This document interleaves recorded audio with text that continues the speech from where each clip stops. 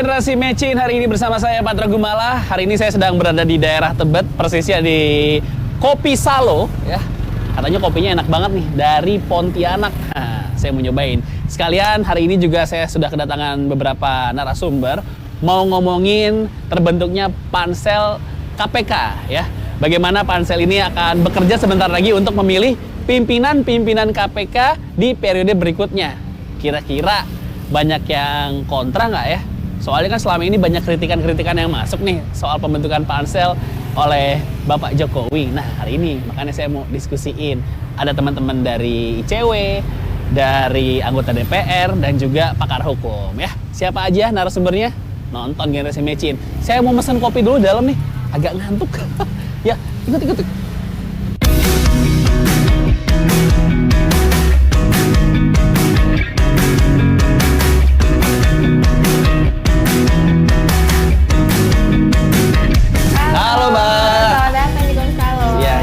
Saya penasaran sama kopi 7.000-nya Kopi Salo. Harganya 7.000 ya? Harganya 7.000. Nggak sama pajak plus-plus ya? No, kita nggak service. Ya. 7.000. Kopi apa nih? Kopi apa 7.000? Jadi kopi 7.000 itu pakai kopi robusta, pakai susu kental manis, ala-ala jadul gitu. Pakai gelasnya gelas kaleng. Oh, panas? Panas. Dan khusus untuk minum di sini. Oke, kopi 7.000 saya pesan 4. Saya ada 3 narasumber. Siap. Kopi 7.000-nya 4 ya? 4. Sama cemilan-cemilan. Siap. Sekarang juga nanya, ini kok banyak pesawat terus pada pakai kostum pilot ya? Ada apa? Jadi emang konsep kita itu Air Force. Kenapa gitu? Bos kita itu maunya kalau pakai pakaian pilot itu kan identik dengan ya disiplin, terus juga tanggap dan cerdas. Nah, bos kita tuh mau kita sebagai pribadi yang seperti itu. Kirain habis ngopi di sini bisa terbang. Oh, aduh, Enggak, dipilih aja pesawatnya. Oh, oke. Ini saya ambil. Saya mau itu kopi 7.000. 7.000 ya? 4. Ya. Siap. Langsung. Nanti langsung diambil di sini, Langsung ditunggu ya. ambil Soalnya sini, kita saya tunggu. langsung pick up sendiri. Oke. Ya, saya tunggu ya. Oke.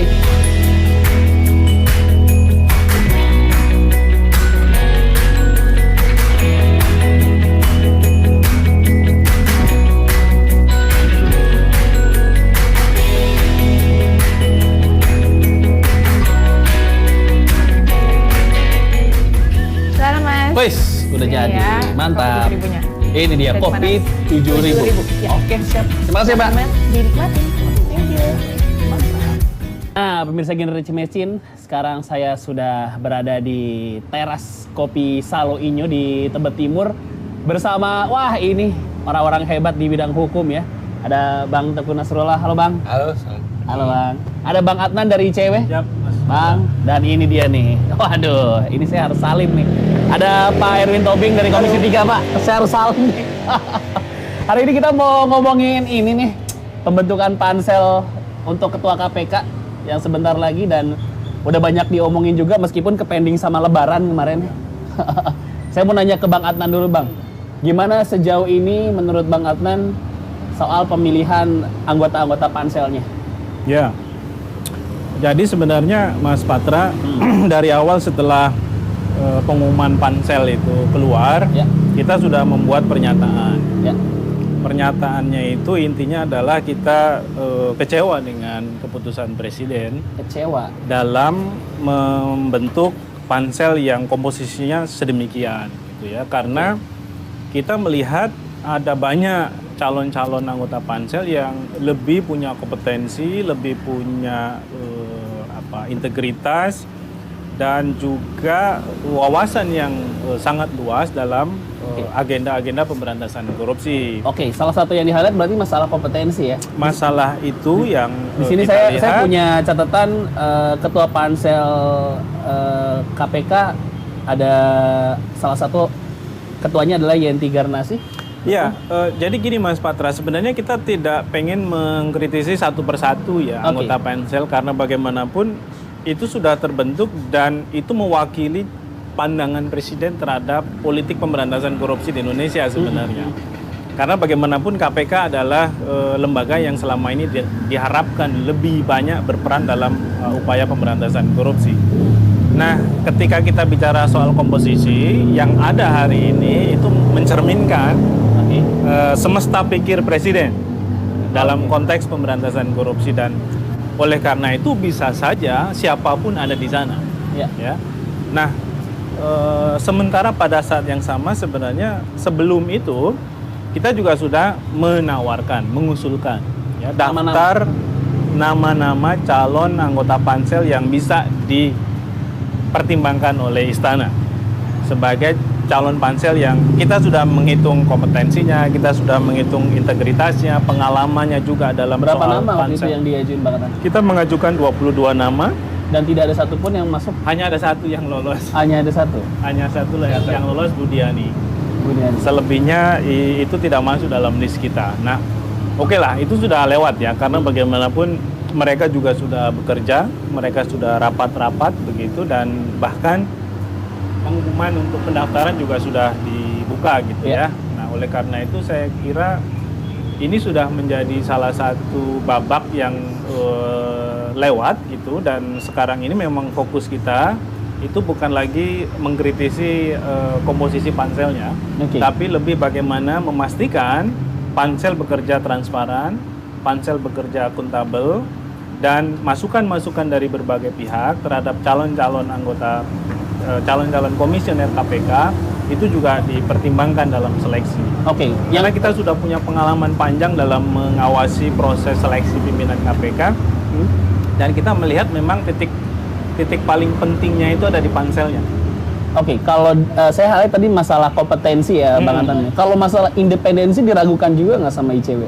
Nah, itu juga satu isu ya yang kita lihat, karena kita dapat info dari berbagai sumber kalau si A, si B, si C yang ada di pansel ini punya koneksi khusus dengan partai A, punya kedekatan khusus dengan institusi ini gitu ya, yang itu membuat kita merasa loh kok yang dipilih jadi seperti ini gitu ya. Belum lagi juga perihal yang kita juga highlight adalah perihal apa ya, hal-hal yang selama ini sebenarnya mereka juga tidak dikenal dalam isu-isu pemberantasan korupsi, tapi masuk gitu.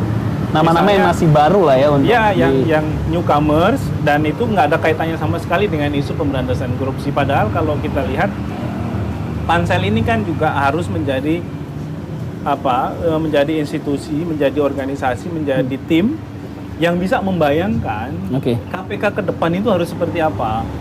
Nah, ketika mereka punya kemampuan membayangkan itu, mereka akhirnya punya gambaran siapa calon-calon yang relevan untuk dipilih gitu, yang cocok dengan bayangan itu. Karena kalau tidak, ya berarti mereka hanya akan menjalankan tugas sebagai pansel dari kacamata administrasi saja. Yang penting ada proses seleksi, yang penting ada pendaftaran, yang penting ada upaya sosialisasi. Soal nanti 10 calon yang terpilih itu siapa, ya mereka tidak punya gambaran gitu. Nah, semestinya gambaran itu ada. Nah, sayangnya ketika komposisinya demikian, kita kemudian menjadi sangat meragukan apakah gambaran itu sudah jelas di mata mereka atau tidak. Saya mau minta tanggapannya ke Bang Nasrul. Jadi saya sama dengan Mas Adnan bahwa gini, ini kan pansel sudah terbentuk. Mau kita kritisi apapun, tidak mungkin pemerintah membatalkan pansel ini. Namun juga perlu saya kritisi sedikit agar tidak terulang ke depan. Kita datang ke toko furniture, mau pilih kursi yang bagus. Andai saja pemilihnya kurang punya selera dengan kursi furniture yang bagus, hasilnya apa? Jadi belang-belang furniturnya. Norak bisa jadi ya, bahasa anak-anak muda gitu ya. Terus gini, pemilihan pansel jangan emosional, jangan lebih kepada merujuk gender, itu emosional menurut saya. Tapi pilihlah orang-orang yang tepat, bukan karena gendernya. Gender itu bisa jadi, kalau hemat saya selama itu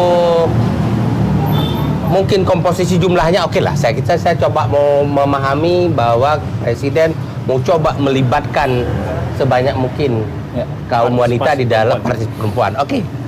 Tapi jangan sampai karena melibatkan itu kehilangan prinsip dasar. Apa kapabilitasnya? Kemudian mampu nggak dia menilai orang? Dan satu lagi, tugas pansel ini adalah memilih calon pemimpin yang akan memimpin lembaga penegak hukum di bidang hukum pidana loh. Di bidang hukum pidana. Oke. Oleh karena itu, calon-calon pemimpin yang akan memimpin bidang hukum pidana ini, pidana korupsi, ya, harus orang-orang pertama yang mengerti hukum pidana, baik formil maupun material.